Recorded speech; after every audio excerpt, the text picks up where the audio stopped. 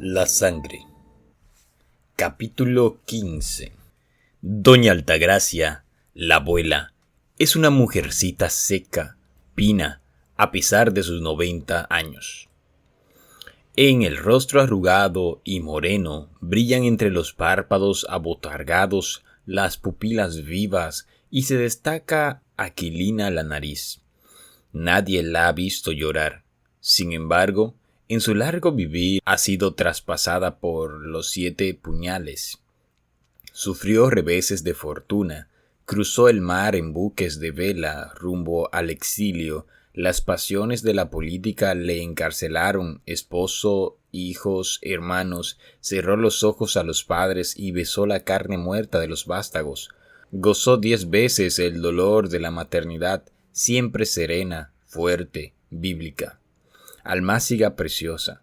Su memoria comienza ya a desvariar, pero irreducible cuando le rectifican. Se atiene a su dicho y acude al testimonio de su libro de apuntes. Es un cuaderno con tapas de cartón en el cual, desde los albores del siglo, con malísima ortografía y letra redonda, de gruesos perfiles que con los años ha ido perdiendo serenidad, ha anotado los sucesos de su casa y los de la calle. Así, en sus páginas se asocian la noticia política, las ejecuciones y los pronunciamientos.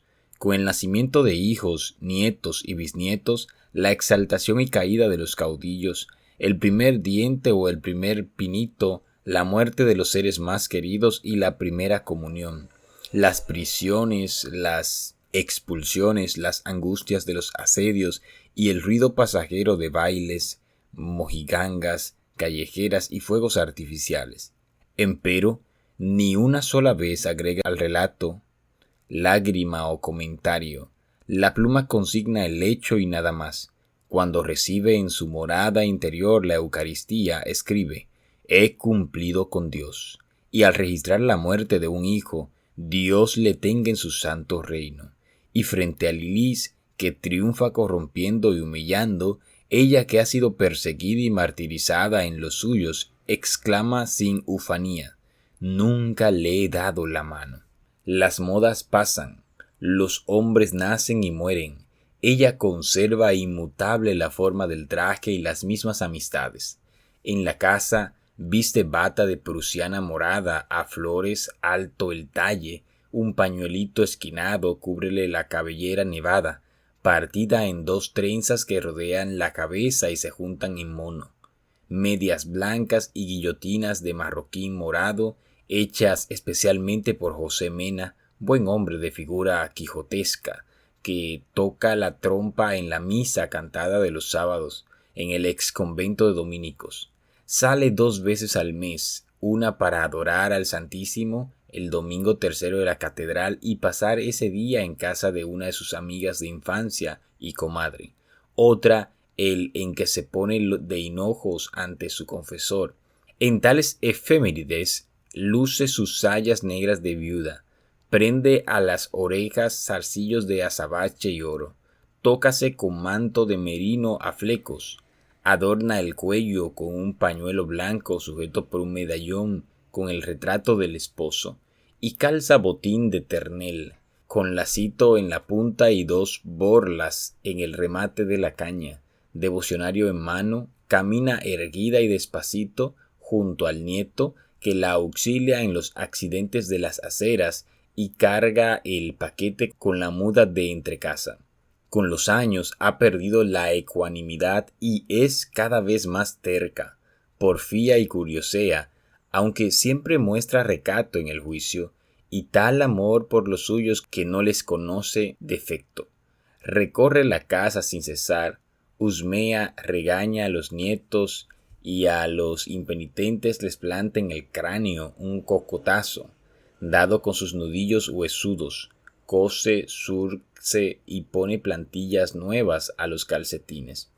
En su alcoba se consume constantemente una lamparilla de aceite ante la imagen de Nuestra Señora de las Mercedes, de la cual es devota, y los miércoles ante la de Jesús Nazareno, a quien ha consagrado su prole, y una palma bendita renovada cada domingo de Ramos protege el lecho.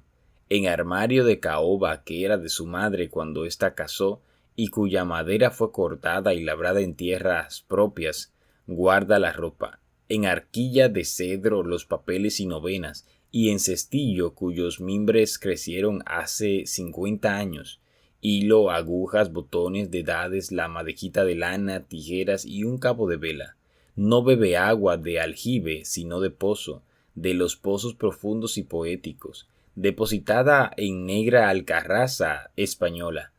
Tampoco usa vasos sino una higuerita, y otra higuera grande le sirve de jofaina. Cubre la cama con colcha de retacitos de diversos colores, por ella misma coleccionados y añadidos. 2 veces al día escancia agua endulzada con papelón. La silla de comodidad procede de su padre. Los días modernos no le impresionan. Para ella, indiscutiblemente el tiempo pasado fue mejor, y la grandeza ancestral la libra de injurias y de vanidades efímeras. Su casa poseyó capilla, esclavos, rebaños, trapiches, y sus raíces espirituales se han afirmado hace ya 300 años en la tierra quisqueyana. El domingo primero de cada mes, después de misa, la visita un primo suyo, que viene en caleza y con chistera. Hablan una hora de las cosas que fueron y de las que son, tales sus achaques.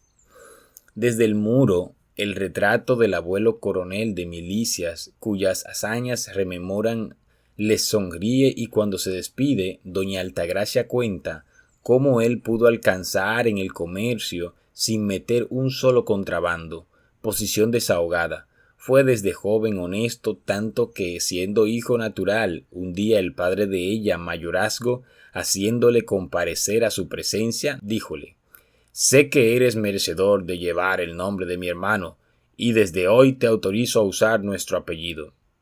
Cada noche, después de la cena, la familia se reúne en la sala y la tertulia animada y a veces reidora dura hasta las 10. Los jóvenes se marchan tras el último trago de chocolate, pero ingresan 2 visitas: el novio de Herminia, mayor de 25, y un viejo amigo quien desde chico frecuenta la casa. Alto, tez, cobriza, digno, ebanista de oficio, siempre de excelente humor, no tuvo la tiranía enemigo más firme, nunca se descubrió al paso de Lilis ni le aceptó una sonrisa. En la tertulia inician las bromas y corta el nudo de tristeza con que suelen atragantarse. El novio es un buen muchacho de pocas palabras que llega invariablemente a las 7:30 y se despide a las 10. Empleado en el comercio, gana 40 pesos y espera que le aumenten, cuando las cosas mejoren, para casarse. Todas las tardes, después de la faena, se asea, acicala y perfuma, y prepara su espíritu para el coloquio amoroso, pues es preciso que su amada lo crea el más elegante, fino, discreto y varonil. Herminia, la novia, que ajetrea desde que amanece, después de recogidos los peroles de hacer dulce y la tabla y las planchas, se baña componiéndose con blusa de batistilla adornada de encajes y cintas, falda de lanilla azul oscuro y zapatos de tacón alto. Florece la negra cabellera con una rosa y se sienta en el balcón a leer novelas de Dumas, de Feval o de Pérez Scrish, hasta que llega el novio. Don Pedro, en mangas de camisa, una pierna sobre el brazo del mecedor, charla con su amigo en torno de los sucesos de la política. Jamás habla mal de nadie ni alimenta dudas, cree en los hombres, y si le engaña a uno, pone su fe en otro, sano de cuerpo y de espíritu, gracias a un optimismo íncito. Resiste a los más duros embates de la miseria y se conforma con su empleo, cuya paga a duras penas satisface los primeros menesteres de la vida. Por lo que pasa sin odios ni envidias. Ni preocupaciones ni pesares le quitan el apetito. Es un buen diente cuando hay que, y a toda hora. A veces después de los postres, la esposa echa de ver con lástima que se ha quedado una taza de sopa de la que se guardó a mediodía y se va a perder. «Tráemela», reclama con gozo. Muchacho, no la tomes, que te va a hacer daño, aconseja doña Altagracia, pero él hace con ambas manos el tazón, sopla la capa de grasa fría que cubre el líquido y la apura con deleite. Y si la madre o la consorte le reprochan, ¡qué gandío eres!, replica risueño. Lo mismo era papá y no murió del estómago. Y enseguida intercala, con gran escándalo de doña Altagracia, que niega indignada alguna de las tantas famosas indigestiones paternales. Luisa, aunque también toma parte en la tertulia, al mismo tiempo cose o teje o cuida del hijo que anda de un lado para otro, acarreando objetos estrafalarios, los brazos en balance, las piernas temblorosas, y cae a menudo hasta que se duerme sobre el sofá, quejándose allí cual un pelele desmadejado. Doña Rosita, en un rincón, apelatonada, las piernas en cruz, lee un grueso novelón y entre párrafo y párrafo coloca un chiste mordaz. Para ella casi todos los vecinos de la ciudad tienen un apodo, originado por defecto físico o una historieta chusca, que les pone con gracejo hilarante. Incansable en el trabajo, virtuosa, consciente de su destino que será igual hasta la tumba, si la dispepsia la atenacea, se revela, y es entonces cuando sus saetas se clavan en el yerno y da recias nalgadas al nieto. La voz de la abuela es la que más suena en la tertulia. Nunca le falta tema, pues se remueve pasado y presente. A Antonio le gusta oírla y la hace hablar, ora interrogándola, ora contradiciéndola, y ella, altanera, recuenta confundiendo fechas y nombres, reviviendo días y hombres pretéritos.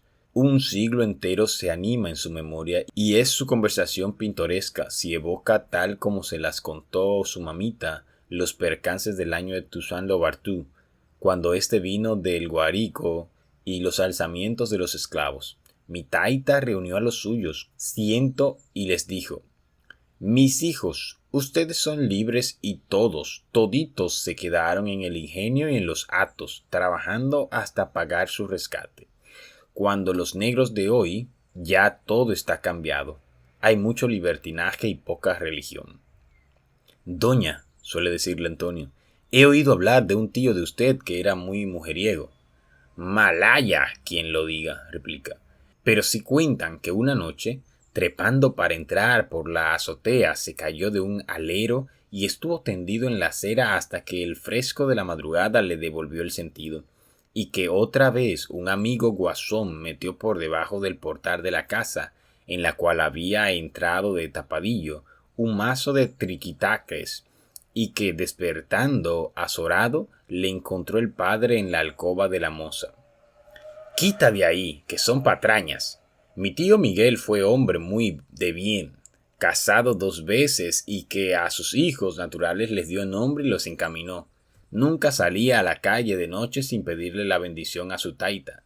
Y si es verdad que iba a visitar a sus amistades, envuelto en la capa, la espada debajo del brazo y un farol en la mano, porque entonces no había alumbrado, volvía temprano y ni jugaba ni tenía deudas. Entonces cada uno vivía de lo suyo. El listín anuncia que viene una compañía dramática. Así será ella, dice la abuela. Ya no vienen cómicos buenos, ni mantones de China, ni crea fina de hilo, como en mi tiempo. Antaño era otra cosa. Ninguna señorita correspondía a un enamorado si aquél no tenía con qué casarse, y además cumplía con su madre. Y en los bailes, todas muy bien puestas, y las jóvenes de casaca azul con botones de oro. ¿Emborracharse? Eso nunca. Se comían pastelitos y se bebía sangría. Pero no había teatro. Ofrézcome al señor, si no hacía maldita la falta. Cuando vino Pizarrosa, un gran actor, como no vienen agora, en el patio del Café de la Reina se levantó un tablado para el escenario. Cada familia llevaba sus sillas, sus potizas con agua y copas. Mi taita hizo colocar un escaño grande de caoba donde cabíamos 6 personas, y se representaban muy buenas comedias y misterios, y sin la inmoralidad de hoy en día. También venían maromeros y muy buenos. Por cierto que una noche, uno que saltaba una docena de sillas a lo largo fue a caer abrazado a mi amiga Pepita Contreras, la misma que después vino a ser mi comadre. Ave María Purísima, qué pena. Ella se puso como la grana, se retiró y mientras estuvieron aquí los titiriteros, no se asomó más a la ventana. Qué diferencia a las muchachas de hoy en día, que están siempre callejeando o con los dientes al sol en las rejas. Pero doña, si en aquella época la gente después del toque de las oraciones se sentaba en la puerta en chancletas, con pantalones viejos a fumar la cachimba y el único refresco era el vaso de agua de melao, ni existían monedas sino cambalache. Alabado sea Dios. Qué mala lengua tiene este demonio. Ojalá a los de hoy muchas onzas peluconas se guardaba y cajones de peso columnarios y miles de cabezas de ganado en los hatos. Ojalá ustedes se dieran un trasunto a aquellos hombres. Cata uno ahí. Y señalando el retrato del coronel de milicia, prosigue. Ese fue rico, muy rico y bravo, de los campeones de la Reconquista. La herida de la frente se la hizo un franchute, con quien se batió frente a frente en palo hincado. Su compadre, don Juan Sánchez Ramírez, le quiso mucho, y cuando estuvo en la corte, el rey don Fernando le agasajó tanto. Esos sí eran varones. Y las mujeres, mientras mi abuelo sitiaba la ciudad, mi mamita, su esposa, entre las murallas, rezaba, hacía hilas y se comía el cuero de las butacas sancochado. Entonces había valor y virtud. Esas son historias. Anda la porra, condenado. Ustedes se mofan de los viejos y se han dejado gobernar 14 años por un negro mañé. ¿Quién se lo hubiera dicho a mi compadre el general Santana? Y la anciana, erguida, triunfante, se refugia en su alcoba a pasar ante el retablo de Nuestra Señora de las Mercedes, por el ánima de vivos y de muertos, 15 casas de su rosario.